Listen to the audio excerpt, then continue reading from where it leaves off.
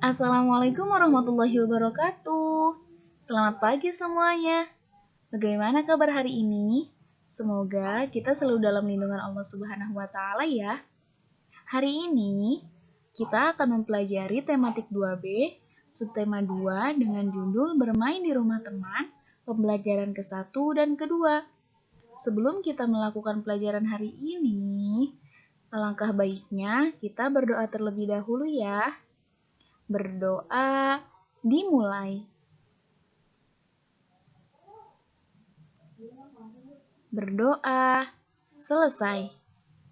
Yuk kita mulai pelajaran hari ini.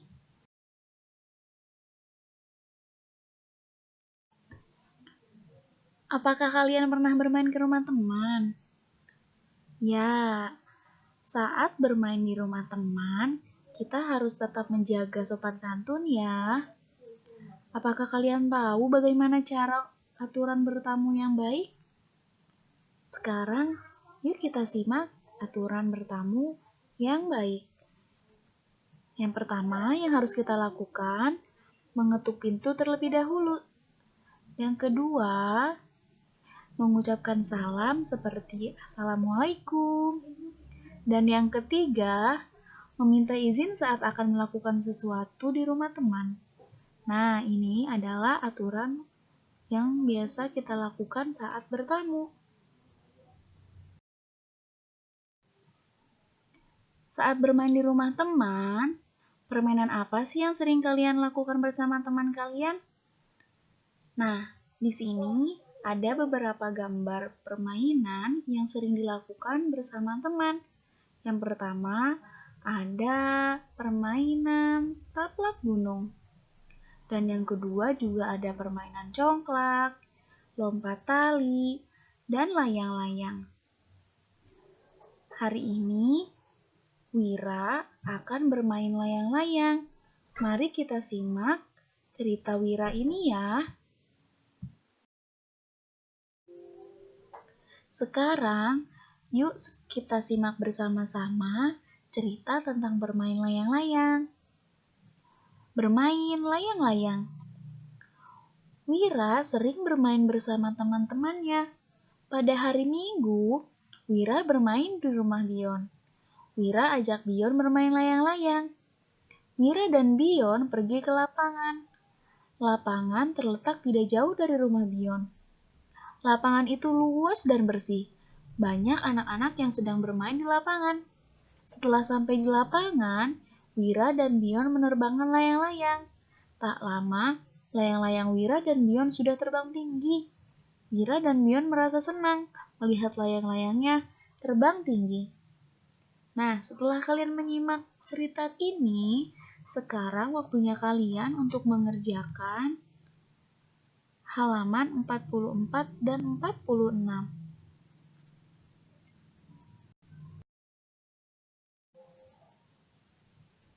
Sekarang, kita akan mempelajari tentang perkalian dengan penjumlahan berulang.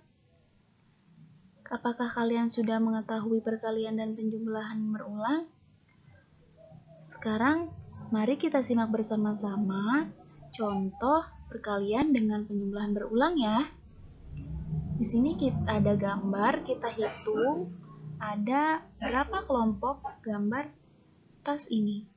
Yang pertama, 1, 2. Ada 2 kelompok. Maka bisa kita tuliskan 2. Nah, dalam setiap kelompok di sini ada berapa jumlah tas ya? Coba kita hitung. Ada 1, 2, 3. Tinggal kita tuliskan kali 3. Nah, 2 kali 3 bisa kita tulis dalam penjumlahan, yaitu 2 kali 3 berarti 3-nya dituliskan sebanyak 2 kali.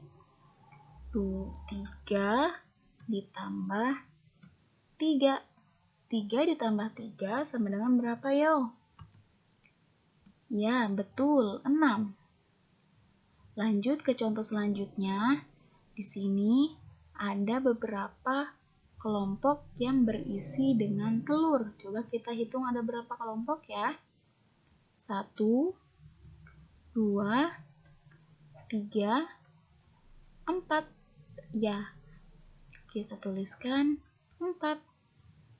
Dalam setiap kelompok memiliki jumlah telur yang sama. Ada berapa ya? Ada 1, 2, 3, 4. Kita tuliskan dikali 4. Nah, 4 kali 4, apabila kita tuliskan dalam bentuk penjumlahan, yaitu kita tuliskan 4-nya sebanyak 4 kali. Berarti 4 ditambah 4 ditambah 4 ditambah 4 sama dengan ya 16. Ini adalah cara perkalian dengan penjumlahan berulang.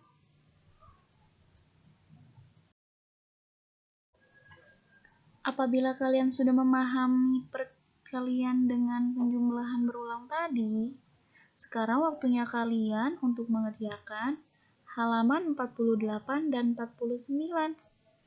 Selamat mengerjakan. Lanjut lagi kita ke pembelajaran selanjutnya, yaitu pembelajaran kedua. Perhatikan tabel berikut. Dalam tabel ini ada beberapa pertanyaan yang biasa kalian patuhi dan tidak patuhi. Apabila peraturan ini kalian patuhi, maka dicentang di kolom yang mematuhi aturan. Tetapi apabila kalian tidak mematuhi aturan, bisa kalian centang di kolom tidak mematuhi aturan. Di nomor 1, di sini ada berpamitan kepada orang tua ketika berangkat main. Nah, hal ini apakah sering kalian patuhi atau kalian tidak patuhi? Apabila kalian mematuhi aturannya, maka kalian centang di kolom mematuhi aturan. Yang kedua, mengetuk pintu rumah dengan sopan. Apakah kalian sering mematuhinya atau tidak mematuhinya? Apabila mematuhi, kalian centang di kolom mematuhi aturan. Yang ketiga, masuk rumah tanpa permisi. Nah, hal ini apakah sering kalian patuhi atau tidak patuhi? Apabila kalian tidak mematuhi hal ini, dicentang di kolom tidak mematuhi. Yang keempat, menggunakan mainan teman seenaknya. Apabila kalian mematuhi aturannya atau tidak mematuhi aturan, kita centang di kolom tidak mematuhi aturan. Yang kelima, membuang sampah sembarangan. Ya, apakah kalian mematuhi aturan ini atau tidak mematuhi aturan? Nah, apabila kalian tidak mematuhi aturan membuang sampah sembarangan, maka dicentang di tidak mematuhi aturan.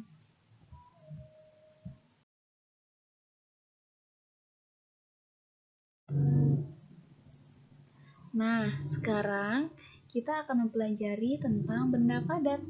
Di sini ada beberapa contoh benda padat. Yang pertama, ada meja, kursi, jam dinding, layang-layang, simpai, dan buku.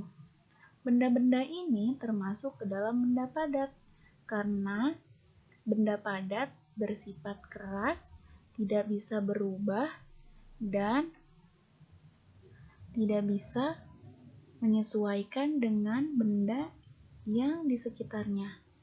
Nah, di sini adalah contoh benda padatnya.